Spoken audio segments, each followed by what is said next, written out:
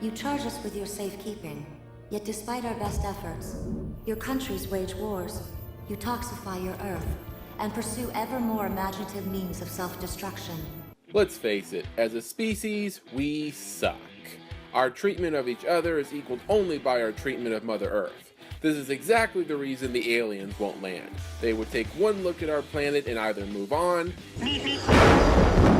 enslave us just to protect us from ourselves, or sterilize the whole planet and start over. Some of our worst traits as humans are portrayed very clearly in some of our favorite films. I'm Eric EMoney Sievers, and this is my top 10 movies in which human beings are jerks. Now, in many of the films on this list, while there is a small group of humans that choose the moral high ground and side with the aliens, robots, apes, etc., for the most part, the human race is portrayed as, you guessed it, jerks. Oh, and spoiler alert, guys. Number 10, Shrek. This is a world where fairy tale creatures are being hunted, rounded up, and relocated to a swamp by the majority of the human population. This doesn't exactly paint the humans in a flattering light. Even the beloved Geppetto sells his own creation, Pinocchio, for a cash reward. I'm a real boy! 5 shillings for the possessed toy. And the biggest jerk of all, Lord Farquaad. Run, run, run as fast as you can. You can't catch me. I'm the gingerbread man! You're a monster! Number 9, AI, Artificial Intelligence. There is hardly a single redeeming quality to the human race in this 2001 Spielberg vision of the future. Mechas are kicked around pretty good by humanity in this one, from being framed for murder, destroyed for sport by rednecks, and even being dumped by their human mother when they become inconvenient. But by the end of the movie, the mechas have the last laugh, as it seems in 2,000 years, humanity has wiped itself out, and all that remains is a super advanced race of mechas. Serves us right. Number 8, Disney's Tarzan. Doesn't get much lower for humanity than poachers. In this Disney flick, Tarzan unknowingly leads a group of animal trappers to his gorilla family, and the villainous Plankton captures most of them in the hopes of collecting a sizable cash reward. Things don't go as planned though, in one of the most graphic villain demises in Disney animation. Plankton, you were not a credit to your race. Number 7, Prince Caspian. In the second chapter of the Chronicles of Narnia saga, the Pevensie children travel back to Narnia only to discover that they have arrived 1,300 years later, and the magical animals and creatures of Narnia have been forced into hiding by the occupying human invaders. When the Pevensies and Prince Caspian lead the other races to take back their home, they are nearly made extinct in the battles. Not only do the Telmarines try to wipe out anything that isn't human, but they literally betray and backstab one another in order to move up in rank or to gain advantage. An unflattering, if not accurate, representation of humanity. Number 6, the entire X-Men franchise. Has there ever been a better example of mankind's intolerance than the X-Men films? No one ever asks to become a mutant. Well, maybe this guy. Oh, hello. And many, like Rogue or Hank McCoy, would prefer not to be, as they are tormented by their appearance or their inability to connect with another person. But most humans don't seem to care about any of that, as they mock, bully, persecute, and oftentimes even attack people who are born with the X gene. But as Professor Xavier puts it, we're not what you think. Not all of us. Number 5, the new Apes films. Another example of our mistreatment of our evolutionary cousins. In this trilogy, we start off by experimenting on apes in labs and torturing them in a so-called animal sanctuary. When Caesar leads a rebellion for the apes, the humans decide that extermination is the best course. Now granted, in the second film, it was the actions of an ape which sparks the war, but you know, he probably wouldn't have hated us so much if we hadn't been jerks. By the third film, what little remains of humanity seems to be completely committed to wiping out the ape threat. Way to have our priorities straight.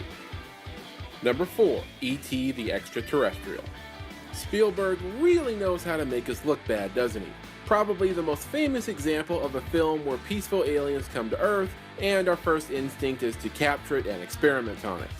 As soon as the human authorities learn that the kids have been harboring a marooned alien in their home, they break out the hazmat suits and the shotguns. No, wait, I mean walkie-talkies, right, Steven? Easy now. Okay. We're just lucky that E.T.'s race wasn't the type to hold a grudge. Number 3, Transformers: Age of Extinction. This is probably the one on the list that frustrates me most of all. At least in all the other films on this list, the humans were jerks from the very beginning. For most of the first 3 movies in this franchise, the Autobots and the human military have fought side by side against the evil Decepticons and together have thwarted their attempts to take over or destroy Earth. But by the 4th film, everything has changed. After the Battle of Chicago in the 3rd film left much of the city in ruins, public opinion has turned, and now the Autobots are being hunted, while the human authorities have made a secret deal with the Decepticons to help them. Human being. Bunch of backstabbing weasels. We're even willing to arrest our own citizens for harboring Autobots. Geez, did I mention we suck? Number 2, District 9. Probably the most realistic of any of the films on this list. When the prawns come to Earth in their starship, they had no say in the matter. But when the prawns are finally freed from the ship and corralled into an internment camp nearby, they are not welcome nor wanted by most of the human population. As the movie progresses, it becomes obvious that humans are less interested in taking care of the prawns and more in their advanced weapons. Big surprise. When one of our own becomes infected and slowly starts to become a prawn himself, the other human's first thought is, how can we weaponize him? Before we get to my number 1 pick, here are a few honorable mentions. Nothing that you can say or do can shake my belief or faith in the sure and certain knowledge that God made heaven and earth and created us all in his own image. Oh, his own image? Well, I got a question. How do you explain me? She's going, she's falling. Catch. And that's Jenga. You've just been verminated. Whoa, you stink. That's because you let them into my house!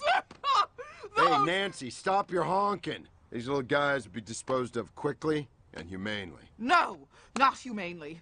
As inhumanely as possible.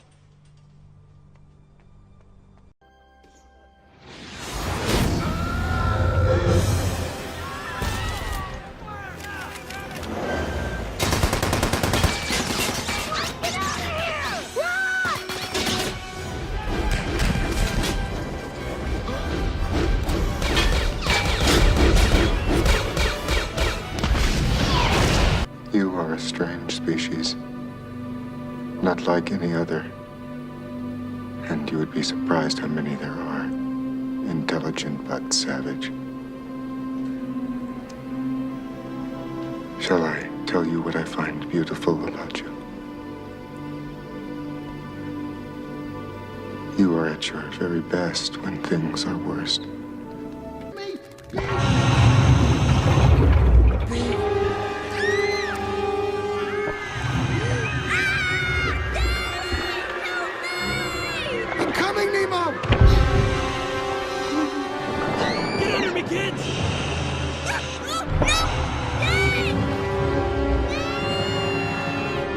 Number 1, Avatar. We are just horrible in this one, guys. It's not even our own planet, and we are just total dickheads. And this sci-fi epic, which is essentially a sci-fi remake of Dances with Wolves, which was also remade earlier with The Last Samurai. Wow, you know, if I changed the name of this video to movies in which white people are jerks, this would be a much longer list. Anyways, when humans set up shop on the alien planet of Pandora to mine the planet's valuable resources, the locals don't take it kindly. Human douchebaggery reaches whole new levels when they destroy the Home Tree, one of the most sacred sites to the Na'vi, and not to mention the home of several of their tribes. Shortly afterwards, though, it seems that the entire planet rises up to let the humans know that they messed up. Jake, Ewa has heard you.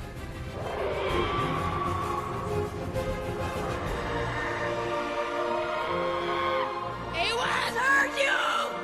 What do you think, movie lovers? What other movies are out there where human beings are jerks? Feel free to comment and don't forget to subscribe.